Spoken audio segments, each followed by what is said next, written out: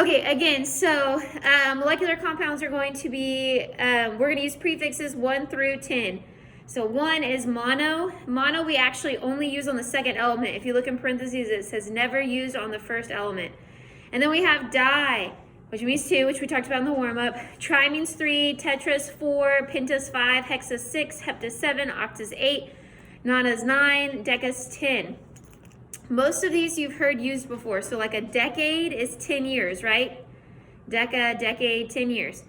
Octopus has 8 legs, or an octagon has 8 sides. Triangle has 3 sides. A pentagon has 5 sides. So some of these you've heard before. They should be pretty familiar to you. Some of them may be new. They're in your notes, so you can use them and rely on them as much as you need to. But that's what we're going to be using to name covalent compounds.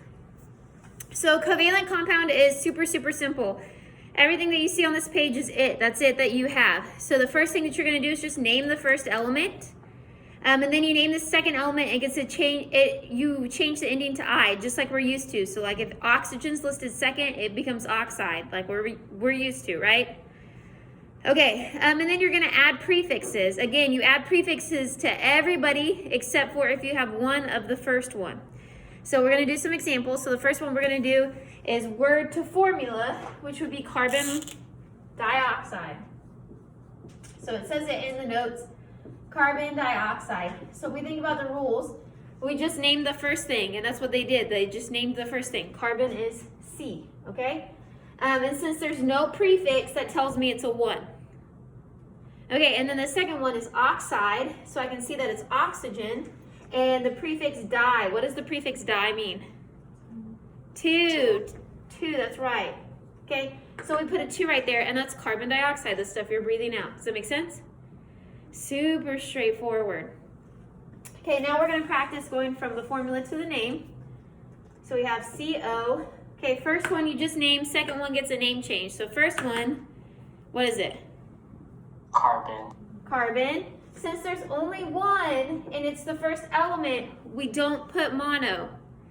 Okay, the second one though, there's only one and we are going to put mono. So what is the second part of it? That's right, Kristen. Monoxide, okay? So for the first one, you never put mono. The second one, you put all of the prefixes. And so it's just carbon monoxide. So you just name your first thing and then you do the name change for the second one. Last example that we're going to do is N2O5. Okay, so see if you can do it real fast, and then we'll go over it. So think about it in your head just for 30 seconds, and then we'll talk about it.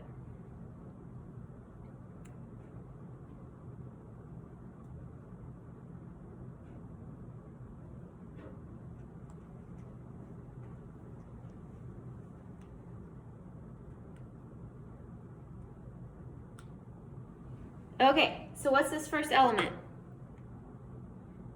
Nitrogen. Okay, does it get a name change? Yes, to di.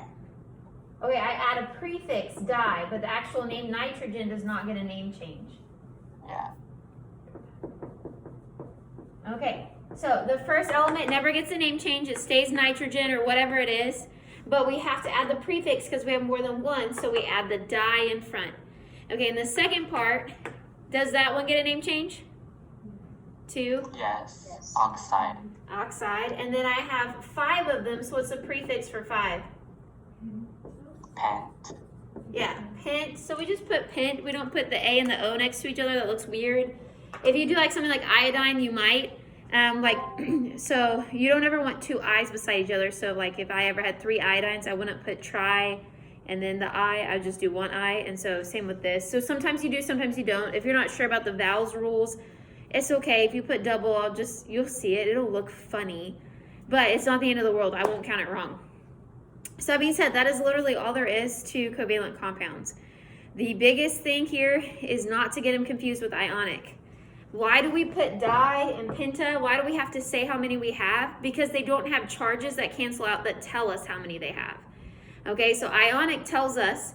So if we were to put di or tri or whatever, that's repetitive for ionic because we already knew that we needed that many because of the charge canceling out. For covalent, it's not repetitive because we don't know. I just showed you we could have carbon dioxide or carbon monoxide, right? We have two different formulas for them to bond. So you have to be told what the formula is. So that is the biggest thing that kids struggle with covalent, because they learn covalent and then they think, oh, okay, and they get it confused with ionic, okay? You got to learn how to separate them. But that's covalent. That's all there is to it. And this is my YouTube video, but I can also create more YouTube videos if we need help, okay?